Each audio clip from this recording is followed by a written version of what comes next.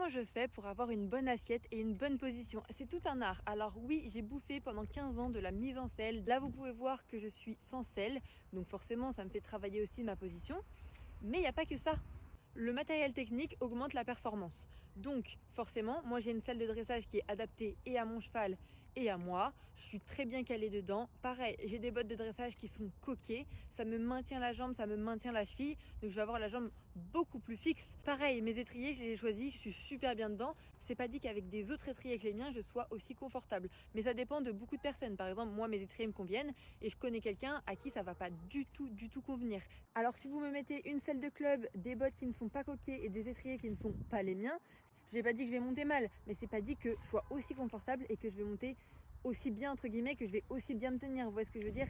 Ça fait pas tout, c'est évident, il faut travailler. L'équipement technique aide, c'est sûr que ça aide, c'est une évidence. C'est pour ça que c'est aussi important d'investir dans du bon équipement quand on fait du concours.